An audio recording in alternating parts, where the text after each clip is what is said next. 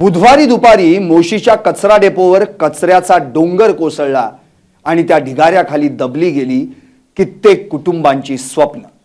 75-76 तासांहून अधिक काळ लोटला। आकडा भयानक आहे।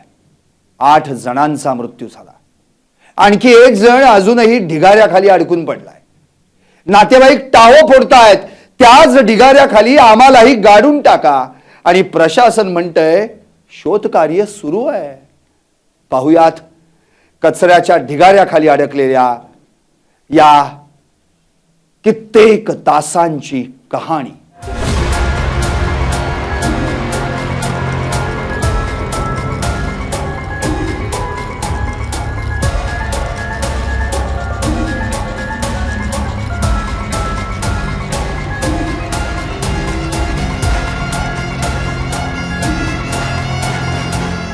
नमस्कार, मी संदीप आणि तुम्ही पाहताय एलएस मराठी। पिंपरी चिंचवड महानगरपालिकेच्या मोशी कचरा डेपोच्या दुर्घटनेच्या कालच्या चौथ्या दिवशी म्हणजेच 11 जुलै रोजी ढिगाऱ्याखाली अडकून पडलेल्या 8 जणांपैकी 7 जणांना मृतावस्थेत बाहेर काढण्यात आलं। आणखी एका व्यक्तीचा अजूनही शोध सुरूच आहे। 8 जुलैला मोशी येथील कचरा डेपो परिसरातील वेस्ट टू एनर्जी या प्रकल्पाच्या इमारतीवर कचऱ्याचा प्रचंड ढिगारा कोसळून भीषण दुर्घटना घडली। या इमारतीत 22 तर इमारती शेजारी असलेल्या कचऱ्याच्या ढिगाऱ्याखाली 1 जण असे एकूण 23 नागरिक अडकून पडले। पाहुयात याच मोशी दुर्घटनेची संपूर्ण टाइमलाईन आणि सत्य। 8 जुलै बुधवारी दुपारी 1:30 वाजता पिंपरी चिंचवडच्या मोशी कचरा डेपो परिसरातील वेस्ट टू एनर्जी या प्रकल्पाच्या इमारतीवर कचऱ्याचा प्रचंड ढिगारा कोसळला। ही वेळ होती जेवणाची। कॅन्टीन मध्ये 23 जण बसले होते। त्याच दिवशी 14 जण कसेबसे सुखरूप बाहेर आले, काही स्वतःहून तर काही बचाव पथकांच्या मदतीने। 9 जुलै गुरुवार उजाडला आणि सकाळी 9च्या सुमारास पहिला मृतदेह सापडला। भावेश वाणी, वय 33। आता ढिगाऱ्याखाली उरले होते 8 जण। 10 जुलै शुक्रवार उजाडला। दिवस रात्र शोध पण कुणीही सापडलं नाही। 11 जुलै शनिवार आला आणि एकाच दिवशी 7 मृतदेह बाहेर आले, पण अजूनही 1 जण बेपत्ताच। या दुर्घटनेत मृत्यू पावलेल्या 8 जणांच्या कुटुंबावर दुःखाचा डोंगर कोसळला। 8 मृतांची नावं आणि त्यांच्या अधुऱ्या स्वप्नांची कहाणी। भावेश वाणी, वय 33, रुपीनगर, मूळ जळगावचा। आई वडिलांनी पापड विकून शिकवलं। 1.5 वर्षांपूर्वी लग्न केलं। 10 वर्षांपूर्वी त्याची बहीण म्हणजेच या आई वडिलांची मुलगी गेली आणि आता एकुलता एक मुलगाही गेला। अक्षय सावंत, वय 35, मोशी। अवघ्या 2 महिन्यांपूर्वी लग्न झालं होतं। बायको वाटेकडे डोळे लावून बसली होती। सुनील कोरके, वय 40, आळंदी। सायंकाळी 5:10 मृतदेह सापडला। सनी माने, वय 39, गंधर्व नगरी, मोशी। सायंकाळी 6 वाजता मृतदेह सापडला। महेश कुंभार, वय 33, छत्रपती संभाजीनगर। सायंकाळी 6:10 मृतदेह सापडला।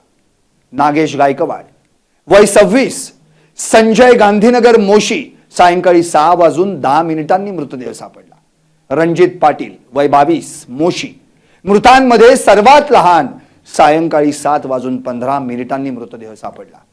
आणि राहुल गायकवाड, वय 35, मोशी। 11 जुलैला रात्रीच्या सुमारास मृतदेह सापडला। या सर्वांना सापडल्या वायसीएम रुग्णालयात नेलं खरं, पण डॉक्टरांनी मृत घोषित केलं। एकीकडे आई म्हणतीये 3 दिवस झाले माझ्या मुलाला एकदा पाहू द्या हो, तर दुसरीकडे बाप म्हणतोय त्याच ढिगाऱ्याखाली आम्हालाही गाडून टाका। 100 मीटरवर नातेवाईक बसले होते। आतून येणाऱ्या प्रत्येक ॲम्ब्युलन्स कडे धाव घेत होते।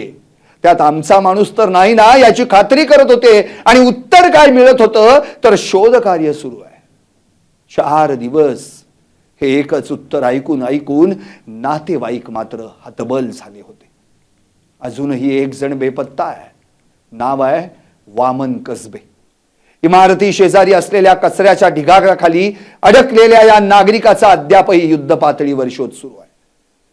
याकरिता एनडीआरएफच्या श्वान पथकाची मदत घेण्यात येते. विविध यंत्रणांचा वापर करून अविरतपणे ही शोध मोहीम सुरूच राहणार आहे. त्यांना शोधून काढण्यासाठी एनडीआरएफ सह आर्मी, अग्निशमन दल युद्ध पातळीवर प्रयत्न करतात. डिमॉलिशन एक्सकॅव्हेटर मशीन ही आणली आहे, कारण इमारत अस्थिर आहे. एक चुकीचं पाऊल उचललं गेलं तर ती आणखी कोसळण्याची भीती. आता सर्वात शेवटी एक धक्कादायक गोष्ट जी समोर आली आहे ती सांगतो. पालिकेच्या रेकॉर्डनुसार या 3 मजली इमारतीला फक्त तळमजल्यालाच पूर्णत्वाचा दाखला आहे, तोही 27 जुलै 2023चा. मग पहिला आणि दुसरा मजला उभा राहिलाच कसा? कॅन्टीन आणि कॉन्फरन्स रूम तिथं सुरू झालीच कशी? शहर अभियंता मनोज सेठिया सांगतायत, वर्षा 2 मजल्यांसाठी परवानगी मागितल्याचा पुरावाच नाही. म्हणजे बेकायदा बांधकामावर 23 जण काम करत होते का? कंपनी म्हणते अतिवृष्टीमुळे ढिगारा कोसळला, पण कचऱ्याचा डोंगर इमारती लगत का होता? सुरक्षा ऑडिट झाली होती का? अहो, कोण देणार या प्रश्नांची उत्तर? मोशीची ही दुर्घटना केवळ अपघात नाही, तर ही आहे निष्काळजीपणाची, बेकायदेशीर बांधकामाची आणि सिस्टीमच्या ढिसाळपणाची किंमत. बघता बघता 8 घरं उद्ध्वस्त झाली. 1 जण अजूनही ढिगाऱ्याखाली. भावेश, रणजित, नागेश सारखे तरुण, अक्षय सारखी नवविवाहित मुलं गेली. सरकारला, प्रशासनाला माझी हात जोडून विनंती आहे, राजकारण नंतर करा, पण या घटनेला जबाबदार असलेल्यांवर कठोरात कठोर कारवाई सर्वात आधी करा. तुम्हाला काय वाटतं? व्हा व्यक्त आणि पाहत रहा LS मराठी.